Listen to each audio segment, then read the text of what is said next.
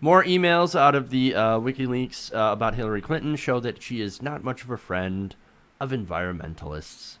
Part of the documents released in the latest WikiLeaks dump show a section of Clinton's meeting with the building trades union in September, in which she defended natural gas and fracking, quote, under the right circumstances. Now, you could argue, rather successfully, I might add, that the circumstances right now of fracking warrant an end to the practice. For one, we don't know what's in the fluid because it's a proprietary mix. We're not Yeah, supposed they to don't know. tell us. Many fracking wells give off amounts of methane, which is a highly potent greenhouse gas. There are also lots of reports of people living near these wells that have had their water become contaminated with this fracking fluid that we don't actually know what's in it, causing some major health issues. And finally, I think it wastes a lot of fresh water, which should be reserved for drinking. And those Well, are and let's keep in mind the circumstances. energy we're going to extract from it. In the big scheme of things, in our big energy crisis, we're putting a band-aid on a broken arm, and that's being generous. And second of all, most of that energy is not staying here. It's going to China. It's going to Canada. The whole fracking instance is just padding the pockets of billionaires. Now, if defending that practice was not bad enough, Hillary Clinton also dumps on environmentalists. She said Bernie Sanders is getting lots of support from the most radical environmentalists because he's out there every day bashing the Keystone XL pipeline. And I'm not into that. Well, that's obvious. My view is I want Yeah, to defend natural gas. I want to defend repairing and building pipelines that we need to fuel our economy. I want to defend fracking under the right circumstances. Oh boy. yeah. This is an issue where this is one of the issues where I've always not been a fan of Hillary on. I'm still not. It's very bothersome to me that we do not have an anti-fracking option well, we do, Jill Stein, but we do not have Right. an anti-fracking option that will be in the White House. And this is no surprise. I mean, that's a lot of the WikiLeaks stuff. They didn't really unveil much we didn't already know. Right. We know who her bedfellows are. We know that she's buddy buddy with Goldman Sachs. We know that's part of the game she's playing. We know about the fracking. I mean, it's no secret that she's pro fracking, that she has been silent on Dakota Access. She was Yep. silent on Keystone XL. It's disturbing that she considers peer reviewed scientists radical environmentalists. I would consider them the community we should be listening to. And I hope that if she's in the White House, she considers them such as well. But yeah, I mean, this is nothing new. I mean, the oil and gas lobby is so strong that you're not going to see many politicians at the top level that are going to be anti-fracking at this point. And look, here's and you're right about all that. And here's the frustrating thing that's going to get a lot of Bernie Sanders supporters and environmentalists pissed off.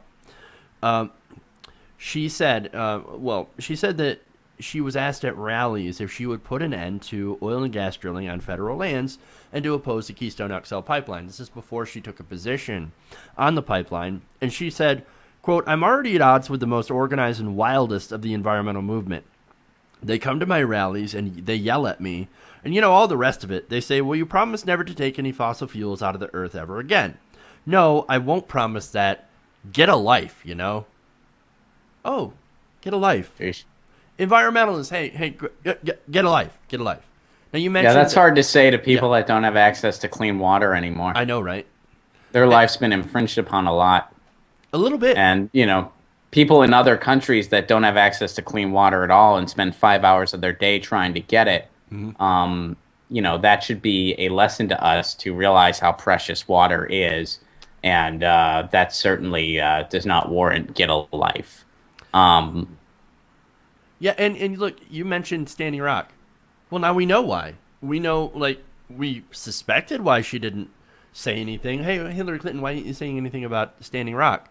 Well, now we know she wants all those people that are protecting the water out there to go get a life and stop, well, that she wants to stay out of it for the benefit political of her reasons. campaign. I mean, she doesn't want to ruffle feathers. Yeah. Which, yeah, I mean, I wish she would take a stand against it because really, I mean, with the way Trump is drowning himself, she could. She could. She's not going to, but she could.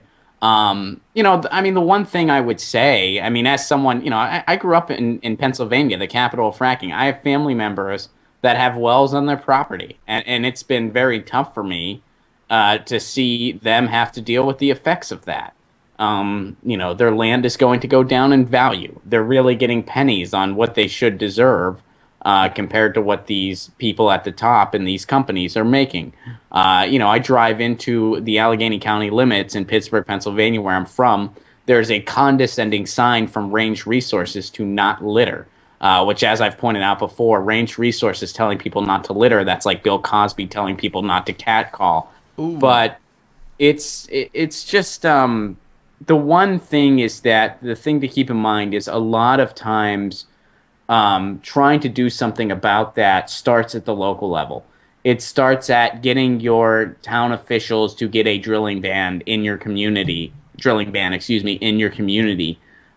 So while it is a bummer that Hillary Clinton is pro-fracking, and of course so is Donald Trump, in the big scheme of things, that's not an essential tool in the fight. A president is not an essential tool in that fight right now.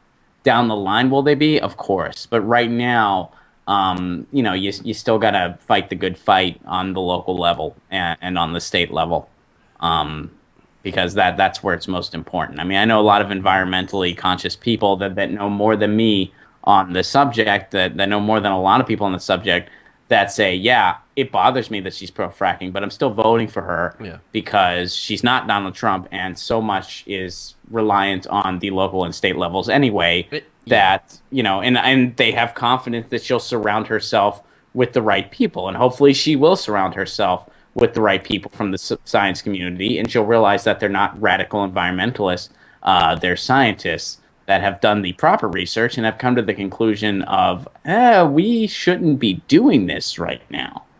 Yeah, at the same time, though, since a lot of these people will vote for her to avoid Donald Trump, I think it makes sense that they should go harder on her about this whole thing and go after her a lot more. Course. I mean, you have to keep letting your voice be heard. You have to keep rallying. But it shouldn't all be directed at the president, whoever's in the White House. I'm just saying the most frustrating thing, and I think there's a lot of people that would probably agree with me on this, is that just the idea that this is coming from the top. This is supposed to be the representative of the Democratic Party, okay? So this is supposed to be the face of the Democratic Party, the de facto leader. And they're saying that these people that are out there protecting the water, no, they're radicals. No, you know what's radical? Radical is fouling up your own land, okay? What's radical is taking advantage not taking advantage of the endless energy of the sun and the fucking wind, okay? Which, by the way, would create more jobs, okay? What's radical is destroying the land of native people who literally almost have nothing left. That's radical. And so when you see Hillary Clinton... Yeah, you know what else is radical, people, Jeff? It's also radical to then sick dogs on those people. Yes, it is. Which, just the fact that dogs are used for that is animal abuse, and it's just wrong. But to sick dogs on those people, and then when one of the most important journalists in this country uncovers that, you try to put them in jail. That is also dangerously radical in the dangerous sense. Yes. Which, thank goodness those charges were dropped against Amy Goodman. But the fact that it was even a thing is just dangerous. Yes, and that's the thing. You want to talk about radical environmentalists? No, they're not the radical ones. Radical, it doesn't mean people who are radical are not the ones who are protecting air and water and want clean water, clean air, clean land that isn't fucked up by fracking, okay, or by oil and gas development. That's not a radical thing. That's called common sense. It bothers me. And so, look, as far as the WikiLeaks go, yes, they are all, no shit, we already knew she had this position. But reading it, seeing it spelled out, and going through it, it just adds the level of frustration to it. Like, I wish I wasn't right about this. I wish she was the progressive that Republicans claim that she was, but she is not. Mm-hmm. And that is probably the frustrating thing. And so, like, I never want to hear the words, "Oh no, I'm a progressive that gets things done," out of her mouth again, because I'll immediately turn off the TV. Yeah, well, I don't even think she identifies as such because she No. realizes that, at least I have not heard it as of recent. Yeah. I mean, she was the one in the first place that got scared of the term liberal. She didn't want people referring to her as liberal. So, yeah, I mean, she's always distanced herself. And one thing I want to say, bigger picture about the WikiLeaks thing, it bothers me, and you know, I'm not a Clinton fan. Never have been, never will be. But I do recognize the significance of this election. I do want her to win, and I have pointed out why I do want her to win, because I think in the big scheme of things, she will be, A, not a total psychopath like Trump, and B, a better step in eventually getting money out of politics and destroying the two-party system. But I will say that the people that have really decided to tie her up and put a bow on her, that have really just, you know, we're going to hold our nose and vote for Hillary, and now all of a sudden she does no wrong. A lot of that camp is now demonizing WikiLeaks, saying they're in bed with Russia and stuff like that. And even if there was some Russian involvement, to discount all of that information is very irresponsible. And, you know, I expect the left to think more critically, even if we're divided on the way to go forward right now, which, you know, people are, and that's totally understandable. I mean, I have some friends I'm in disagreement with right now. But to discount data and discount evidence and try to tie and put a bow on some leaders that you're hopefully going to get a chance to hold accountable. I expect better than that from the, you know, free-thinking, left-leaning people in this country. That's what the right does, and it's not working for them. Hey everybody, thanks for watching this video. If you want to see more like this, please hit the subscribe button below. And if you want to support truly independent, non-corporate media, go to our Patreon page and become a patron. Patreon.com/TYTNation.